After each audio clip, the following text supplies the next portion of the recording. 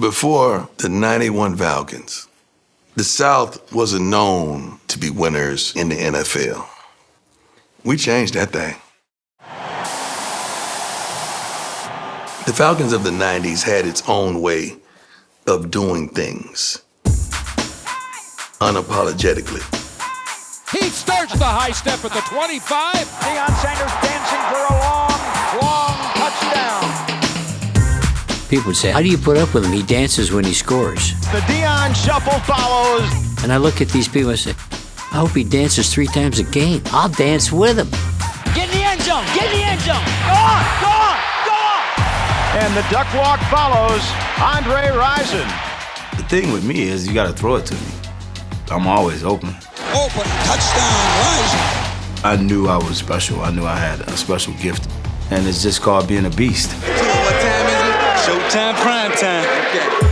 We brought swag and hip-hop to the NFL.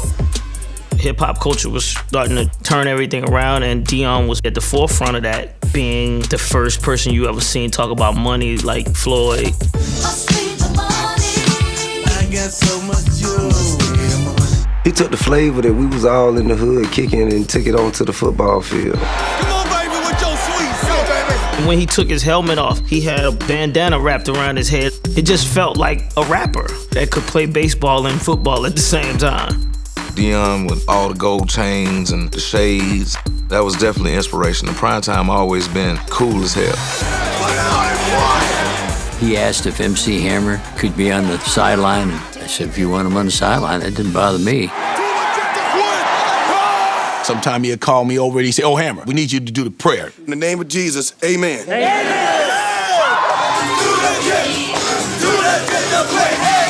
I was more of a Travis Tritt guy, but I kind of fell in love with MC Hammer as well.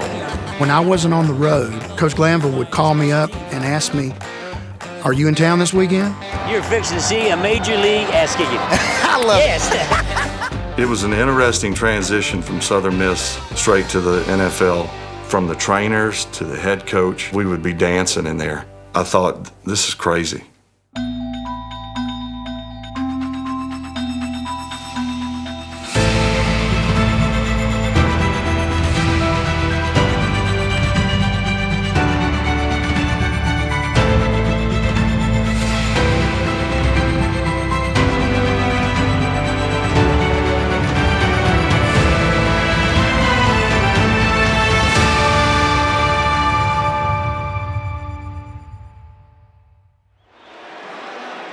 I went to Atlanta, and when I got there, I was amazed. The reason being, I saw black folks in prominent places.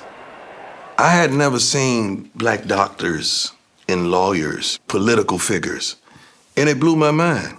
And driving nice cars and one getting pulled over for nonsense. So I had in my mind, from way back when, this is where I want to be. In 1991, Atlanta was a place where African Americans could express themselves, unlike anywhere else in America. There was no more expressive art form than hip-hop, which was just beginning to emerge on a national level, but already had deep roots in the dirty South. You could go all around the city and see talent. Arrested Development was putting themselves together. Boys II Men here in Atlanta. I put out Crisscross. At that same time, I had TLC. All of this happened in '91. That wave set the stage for the next wave, which was Outkast, Goody Mob. When we started, it wasn't cool to be from Atlanta. So our thing, we had a strong sense of Southern pride. Atlanta was on the rise back in '91. The city had just been named host of the 1996 Olympics. The Braves had gone from worst to first in baseball. All they needed was a football team to get behind.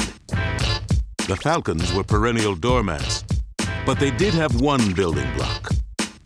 Neon Deion Sanders arrived 2 years earlier with a sense of style that was right at home in the ATL. Atlanta Falcons first-round choice, Deion Sanders, quarterback, Florida State. Prime time's coming to Atlanta, huh? I want everybody at the airport. I want everybody in Atlanta there. When Primetime came out, he had the Mr. T starter kit, all the jewelry on. It looks like you're wearing your signing bonus here. I don't know how he walked with all those chains on. I don't believe they were real. They just had to be changed, painted gold. Let everybody thrill as hell. I don't know if I've ever seen his Jerry curl out of place. Curl was fresh, just came from the salon. So when I turned, that thing just turned with me, you know what I'm saying? The wettest Jerry curl I ever seen and the most moisturized curl in history, ever. You know, the curl looked wet, but it was dry. It was wet, real wet. The show has just begun. Prime wasted no time, taking his first NFL punt return to the house. Deion Sanders told us yesterday that for every touchdown he gets on a punt return, he will give the blocking people a gold chain. But it was a rare highlight for the 1989 Falcons, who finished 3-13. I come from a school that had only lost 2 games in 2 years, man. And then I come here. I understand I was going to a bad situation being drafted so high, but the attitudes had to change, man. So here comes Jerry Glanville. Now, rookie, you gotta do everything right today, darling. But you gotta have fun doing it. In 1991, Jerry Glanville was in his second year as Falcons head coach. He had been an assistant in Atlanta in the 70s, the mastermind of the Grits Blitz defense. Charlie, run. No touchdown. Field goal attempt. The Grits Blitz will run 8-man blitz 4 downs in a row. That wouldn't happen in today's football. Everybody's scared. Glanville went on to become a head coach in Houston, where he was known for coining phrases. This is the NFL, which stands for not for long when you make them calls. I'll be selling groceries. Leaving tickets for Elvis. Jerry used to say, if he's still around, we've got tickets for him if he wants to come to a Falcons game. And rubbing opponents the wrong way.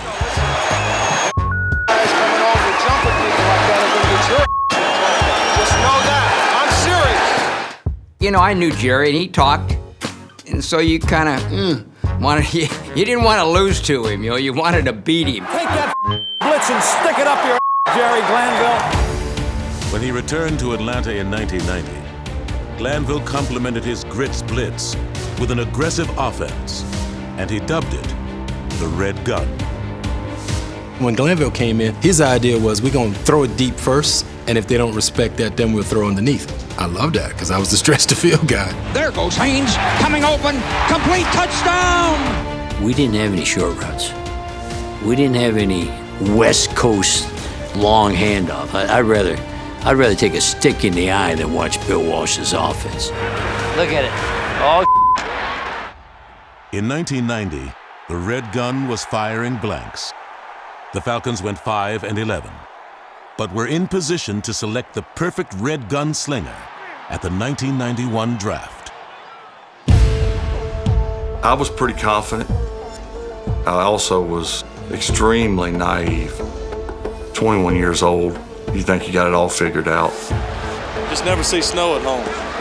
South Mississippi.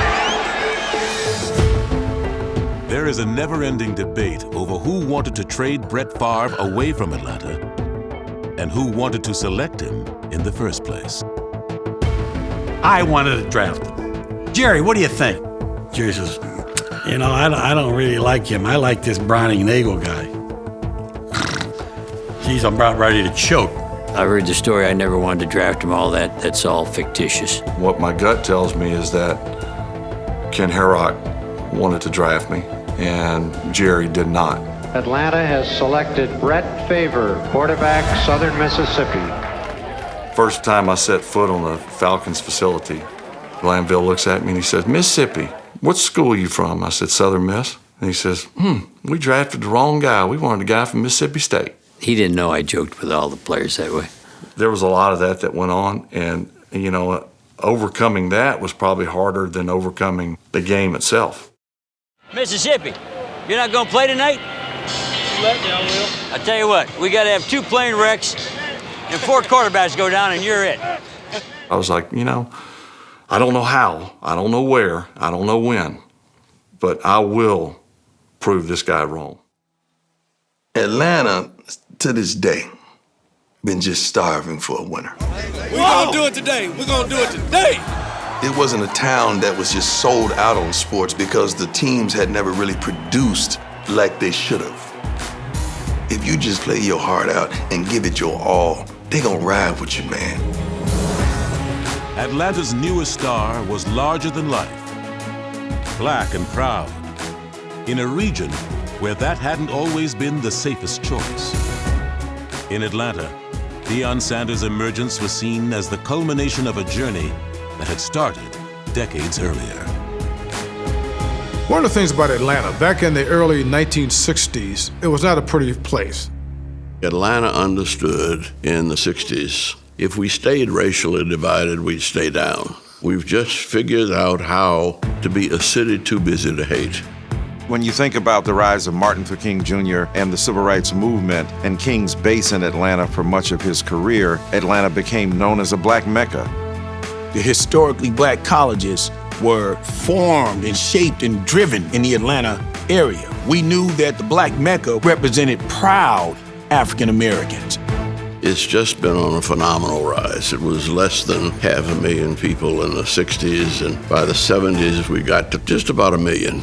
Well, I was coaching at Georgia Tech. We'd drive by this sign, and we had 754,000 people living in Atlanta. Now, this is 1968. And now you drive past that sign, and it's 6 million. When you had a team like the Atlanta Falcons coming there in 1966, even though there was the scourge of segregation and racism, the prospect of an integrated team was enormously important to a city like Atlanta. The Falcons only had 3 playoff appearances in their first 25 years. So when Jerry Glanville came in, he tried to break that tradition by switching from red and white uniforms to all black. And I'll never forget on the billboards in Atlanta, back to black, we guarantee you we'll be on our worst behavior. In 1991, the Falcons had a fresh look, but their rookie quarterback appeared out of place. Brett and I had played against each other in college. Take him to the house, by the way. Favre rolling and throwing under pressure, and it's intercepted. Deion, it is Sanders for the touchdown. Deion was so awesome. Took me under his wing when others would just shun me. I remember taking Brett shopping. I look, man, I can't let you come to work like that every day. You got to stop that. So I remember taking him downtown to the inner city, and I did all the shopping. What size pants? Get that. Yeah, you need that. You need that. Got him a whole new wardrobe. Took me and bought me clothes, which I never wore. It was way too good and stylish for me. Brett used to roll around, stop, and throw a bullet 40 yards on a dime. We was like, whoa! Brett Favre was drafted as the backup to starter Chris Miller. But then Atlanta traded for veteran Billy Joe Tolliver, and Favre slipped to third string. You're drafted in the second round. That in itself tells you, you're kind of the heir apparent, and then they trade for a guy and put him right in front of you, never give you an explanation, which they, as I look back, I didn't deserve one. And I'm in a situation here where I've got to wait my turn, and I really don't mind. I'd like to play, but, I understand my role right now. I'm only 21 years old, and hopefully I've got a bright future here. Chris Miller's the guy, so you're not going to play Favre anyway. When Favre came in, I was playing really well. My confidence was high. I was kind of at the prime of my career at that point in time. 1-0, baby. 15 more to go. Chris Miller had done everything he needed to do to secure that job. That's not to say I didn't want to jump in front of him and play. I was always hanging on close to where Jerry was. Where's Mississippi? And I'd be right behind him. Come on, Mississippi Mud. Number 76. Every week, Mr. Hurok, I need to talk to you. Okay, what do you need? What do you want, Brett? I'm better than these guys, and I ain't getting the opportunity. I ain't getting a chance. Brett, when you get your opportunity, you get your chance, show them what you can do. Well, he wasn't showing them. He's going to practice, sometimes half drunk, not knowing the plays, overweight. I did pretty good. I could probably put on about 25 pounds that year. I was 255 pounds. I think I went from a 36 to a 40 pant. That was back in my beer drinking days. I knew we had a problem because he couldn't come in and stay awake in a meeting. Probably lost my patience with him when we took a team picture and he didn't show up for the team picture. So if you look at the team picture from that year, you think, I think Favre's pulling our leg. He never played for the Falcons. So to think that I had a wonderful career after the start is pretty remarkable. The Falcons as a team had a rough start in 1991. on the Falcons side. A disappointing season last year, but you think they finally turned the corner? I think so. Jerry Glanville's got Chris Miller in the red gun. It's what you wait your entire adult life for right here. Get the feeling running down your arms, into your fingers. This is what life's all about. In the first 5 games, Chris Miller threw 9 interceptions.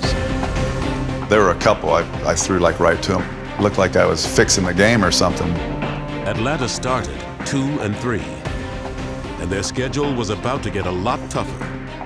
2 of the next 4 games were against the dominant team of that era, the San Francisco 49ers. 1, 2, 3. I used to see people make shirts that say London, New York, Chicago, and LA. And I used to be like, okay, at what point in time are y'all gonna change this shirt? How you not gonna put Atlanta on it? What do we have to do to get Atlanta on that t-shirt? We wanted to make our mark and we wanted to be respected. We were deep in the dungeon, down there like some young Jedis just trying to hone in our craft.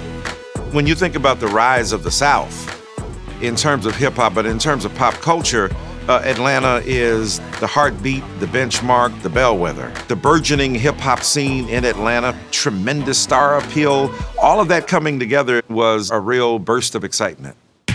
And Atlanta hip-hop would derive inspiration from the city's biggest sports stars. Pulling up in fancy cars, wearing gold chains, going to the club, staying out all night, all contributed to the inspiration of the music scene.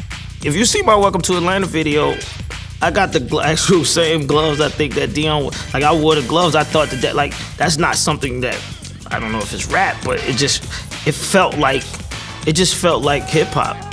Andre and I, we were those kind of dudes that we were gonna do what we gonna do. And bringing that to the table and not being apologetic for it, I don't think it had been seen yet. The Falcons were making their mark on the culture, but not on the wins column. With the season on the brink, opportunity knocked in the form of a familiar foe. This is the time to make our mark. We win in San Francisco on the road. People are going to open their eyes about the Falcons. You're on the map. Deion to the 5, to the 10, to the 15, to the 20, to the 25, to the 30, 35, to the 40, 45, 50. Deion, 100 yards. When the Falcons beat the 49ers, your first reaction is, this is a fluke. Wasted one season, can it happen? Oh, beating them twice, beating the 49ers, I sure hope so, man. That'd be great. I don't know how long it's been since they've done that around here. Knocked down by Deion Sanders. They were going for Jerry Rice. Prime time does it again. Chris Miller left the game injured, and Jerry Glanville left Brett Favre on the bench. Billy Joe Tolliver was under center as Atlanta trailed by 4. We had 9 seconds left on the clock. Football at the 44. It's a free-for-all. It's basically a jump ball. There goes Tolliver, a long, high pass, down in the corner. Touchdown! Touchdown! Touchdown! That couldn't have happened. My God, somebody caught the ball. It's Michael Haynes. You almost wanted to take off your clothes and go streaking. It was that kind of moment. It all came to that moment in time. That Hail Mary, nobody thought it was possible, and it happened. For the Atlanta Falcons organization and for our fans, that was a Super Bowl win in itself. I said somebody catch it. I closed my eyes. They said, I heard the crowd yelling. I heard the crowd yelling. There goes Tolliver, a long, high pass, down in the corner. Touchdown! Touchdown! Touchdown! The Falcons were on the rise. So was the city of Atlanta. What made Atlanta unique in the 90s was not what was behind the Renaissance, but who.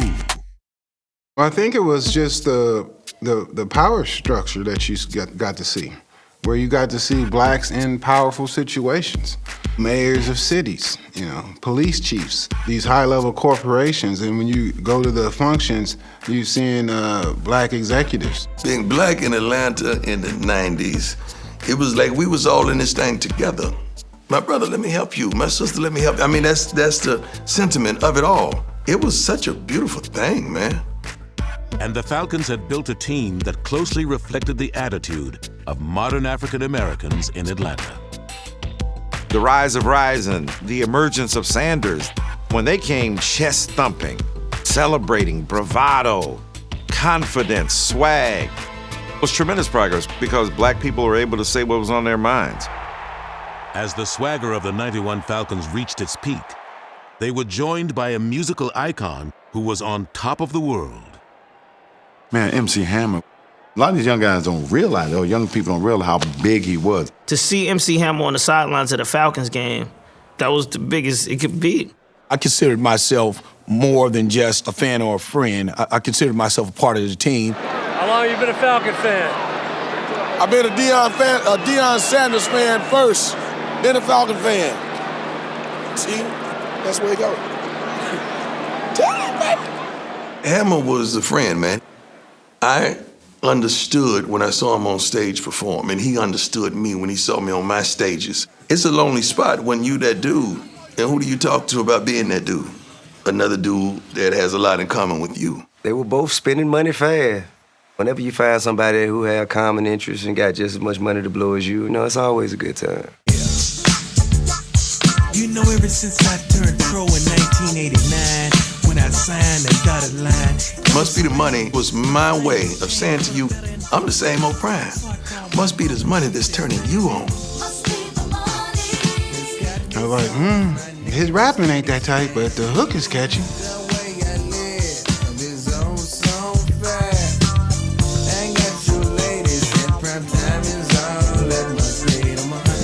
Must be the money, it's money, must be the money.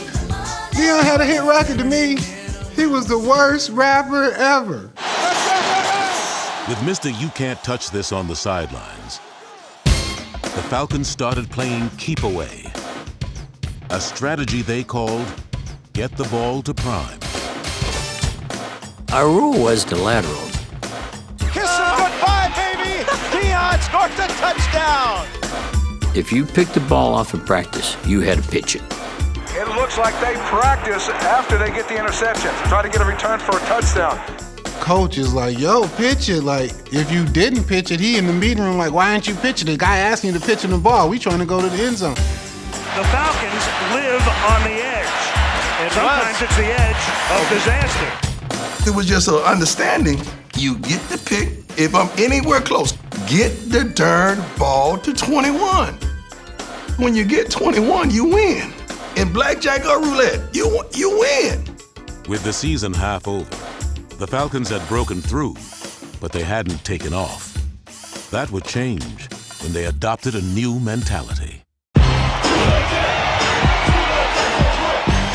Too legit to quit. Oh, too legit to quit. Too legit, he made an L. Too legit to quit, it was like all the time. Too legit to quit, whatever it was. Yeah, I can't. I don't remember. Whatever it is, man. I messed it up anyway. Too legit to quit, you see? I think it became everyone's motto, but we really birthed it. We were in the darn video. It was our motto, as well as a lot of people coming from desolate communities, like, we too legit to quit. I don't care how it looks, we're not giving up. Too legit to quit!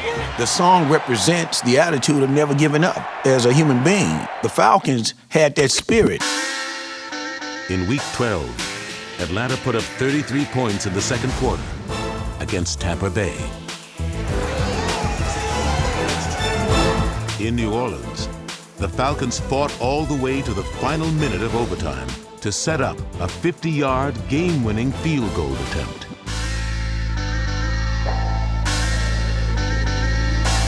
And the kick is reaching close, and it is go! He just got it in there, and the Falcons have defeated the Saints 23-20. Against the Packers, Chris Miller sat out the first half with a 103-degree fever, but was under center as Atlanta trailed with under a minute left. Miller looks and looks, and down the middle. Touchdown! Touchdown! Touchdown! He hit Rises with 41 seconds. Throw from the end zone, a bomb. A long bomb, not thrown well. McKyer intercepts on the 50. McKyer gives it to Deion. 50, 45. By the time the Falcons clinched their first playoff berth in almost a decade, everyone wanted a piece of Atlanta. In the corner, touchdown, Deion! When we started winning in the latter half of '91, I remember that just being a huge, huge thrill. We had the heavyweight boxing champion at the time, Evander Holyfield, in there, and we were all too legit to quit. We had James Brown come out to practice, and to this day, I still don't know exactly what he said.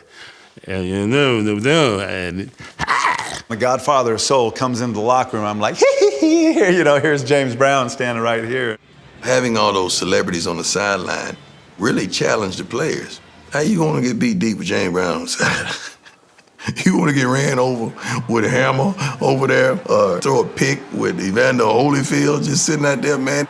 Everybody wanted to have a small part in what we were accomplishing because of the fashion that we did it in. The biggest rivalry that we had in Atlanta was with the New Orleans Saints, without a doubt. Anytime they play the New Orleans Saints, that's a huge game. And prior to 1991, it was in lowercase.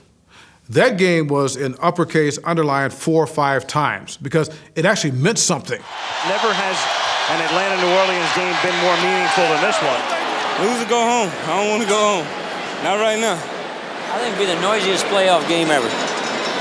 History of playoffs, so make some noise. Hope they can boo real good. These Cajuns really love these Saints. They're going to make a lot of noise and really bother us. Too legit to quit today, baby. Hey, Bear, we chase him and miss him. There's a man open. Touchdown. They really had a man open. Saints in the first quarter jumped up 7-0. They were driving down the field to score again, and all of a sudden your heart is like dropping because they're making it look so easy. The feeling was, here we go again, okay? The Atlanta Falcons, and another tease. 3rd and goal from the 3. Bear throws, it's picked off in the end zone by Deion Sanders. That is a touchback to keep it at 7-0. They about to go up 14-0. And they try prime in the end zone. First of all, that's stupid. That's idiotic. You don't try me down, especially down there. You got to proceed with caution. But you tried me. It was a big play and needed. That's what turned the whole attitude of our defense around. We were feeling a little down, and it was a little hard trying to stop this offense to, okay, here we go. Deion really got us jacked up after that one. Miller throws, and they take advantage with a touchdown to Rison. The Too Legit crew was back in the game. But from there, the team built on swagger would survive on humble contributions. The thing that was interesting about the 1991 Falcons, it was a team that was just in your face, okay? It was just very showy. You had a lot of loud guys, a lot of flashy guys, a lot of me guys, okay? But then you had a couple of guys that were totally the opposite, one of which was Michael Haynes. As a matter of fact, Michael Haynes was the quietest guy on the team. He had nothing to say. You know, he was a great player, but he had nothing to say. I don't think he said anything yet. His playing was what spoke the loudest. Michael Haynes, a fantastic catch. Man, did they hit him. Yeah, I had some big plays in that game. I remember I scored a touchdown, and I broke 2 ribs on the touchdown. And so I set out most of the 3rd quarter. Haynes, and he took the tremendous shot. Well, he is, I think, still recovering from that. But then I went back into the game. Look at the clock, less than 3 minutes. Blitz. Haynes makes the catch. Haynes into same territory. Michael Haynes, who was born and raised in New Orleans, has just scored a touchdown. Quietest guy on the team. He makes the loudest play of the season. They thought they were going to win the playoff game. Here comes Michael Haynes like an antelope. Michael Haynes gave Atlanta the lead, and the defense finished off the game with its usual flair. Bear throws, and it's picked off at the 30-yard line by Tim McKyer. And McKyer's going to gamble by flipping it to Sanders. They should just fall down. That's not very smart. No, but they live on the edge, and they keep living on the edge. Are they for real? Joe Fish back for a touchdown. That's the way we played all year long, and we weren't going to change. We were going to try to score a touchdown. Two of the stupidest plays I have seen on a long time. All you got to do is fall on the ball, and the game is over. Everybody's saying, can't believe they didn't lay down. Yeah, you got the pick, the game's over. No. That's how we played. Normal people would just down it, but not us. Why? What I said earlier, get the ball to 21. I got it, and I remember cutting back. Jerry said yesterday, we make people nervous, including themselves. And as I got hit low, I pitched that thing. And here comes Joe Fishback. He got that thing and went to the house. But that's not smart, guys. But the Falcons win the ball game. Maybe that's why they're here, too. Hey, you know what? Maybe it is. But then they called it back. They said it was forward lateral. But that's just how stupid we were. We should have downed the ball, but that wasn't in our DNA. I went looking for him, man. I remember that play for sure. Where Deion at? Where Deion at? The crowd went from the noisiest crowd I've ever heard to total silence.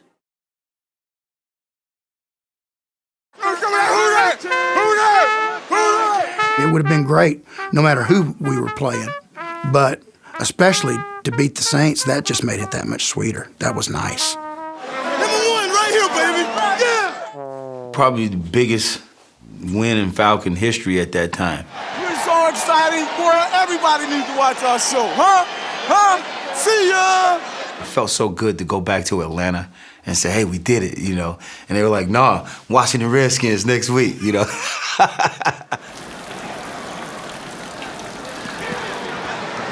Cold, raining. I was hoping it would snow today.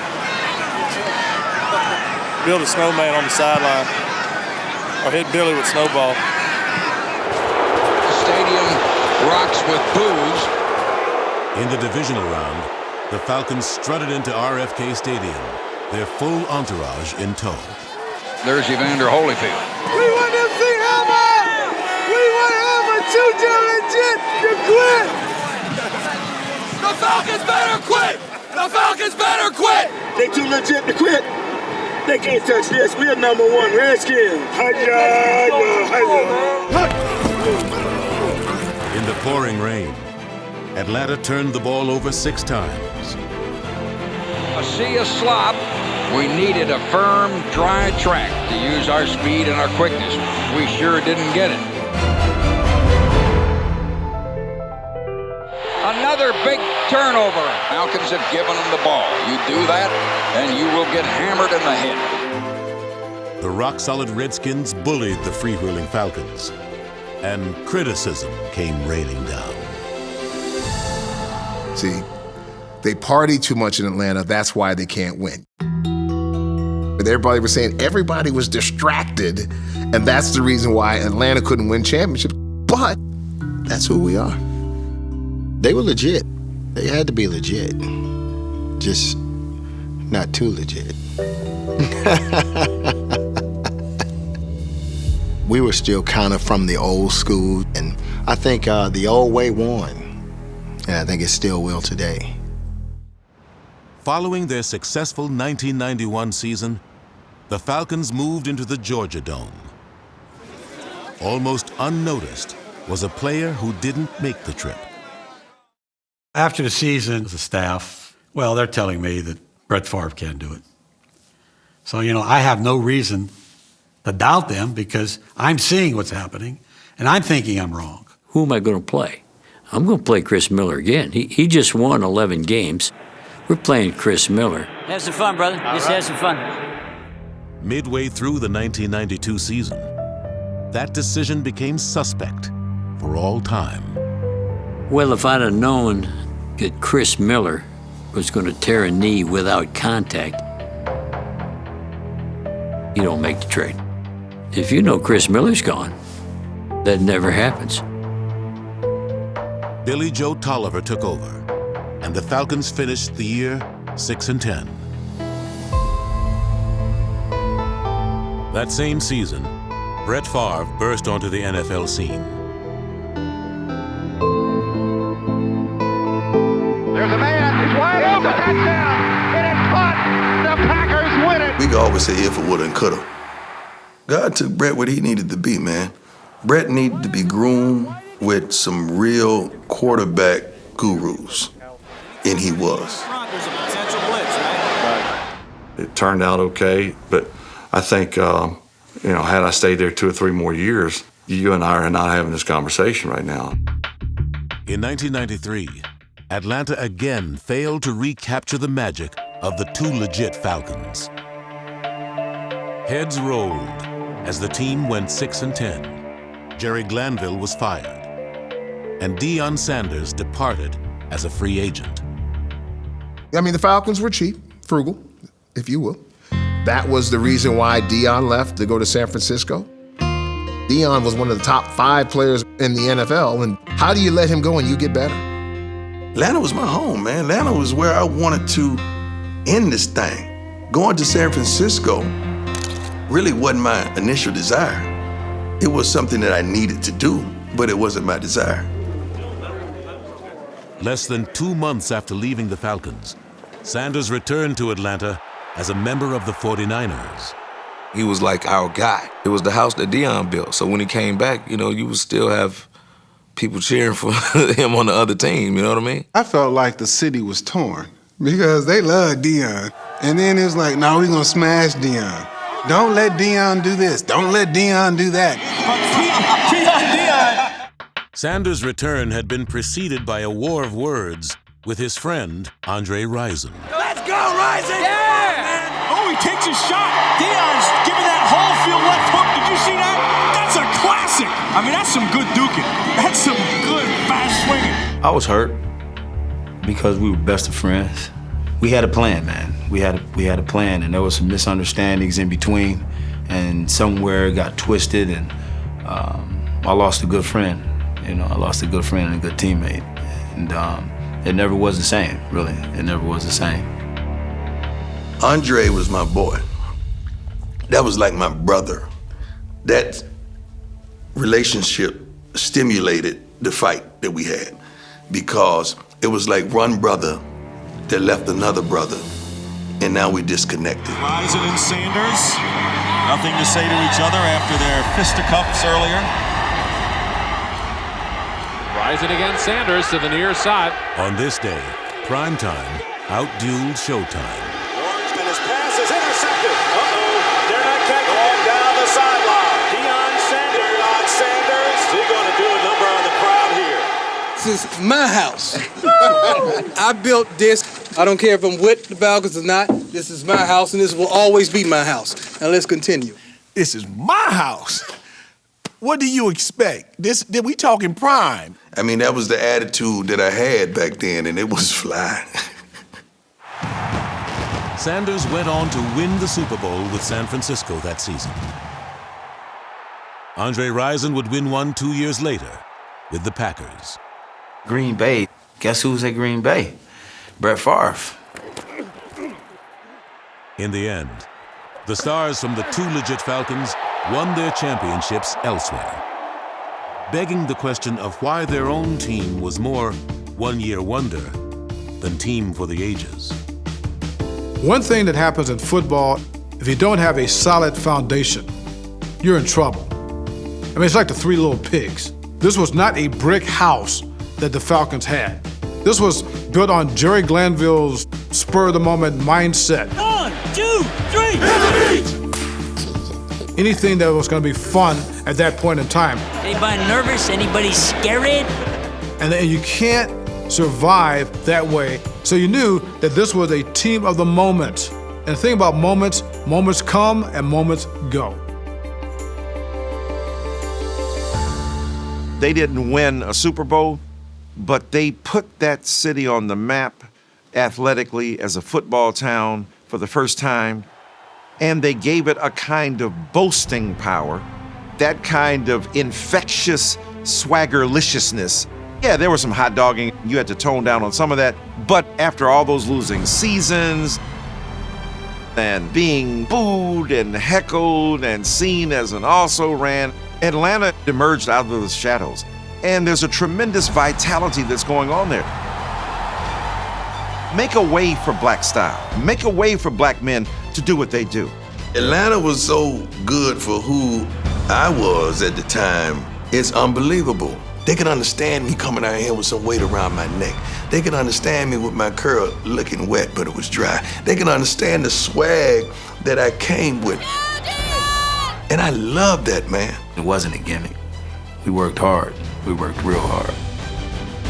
The legacy of that team is hard inspiration, just like the city of Atlanta, being able to come from being a doormat as a city, just being second fiddle, and now becoming prominent. And I think we were the ones that light that torch. Today, the Falcons are one of the NFL's marquee franchises, thanks in no small part to their 1991 season, when a team and a town became legit.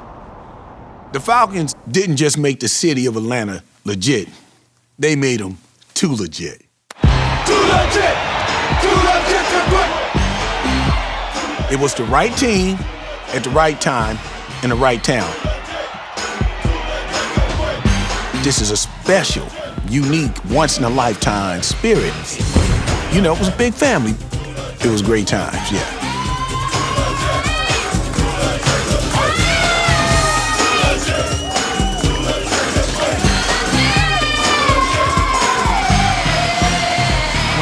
This was the most fun team ever in pro football. Too legit to quit. Too legit to quit. Too legit to quit. Too legit to quit. It was a great time. Too legit to quit. Not only are we capable of winning, but we're gonna show you how to have fun while doing so. Too legit! Too legit to quit! Too legit!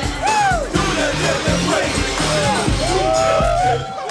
Too legit to quit. Hey, hey. Too legit to quit. Too legit to quit.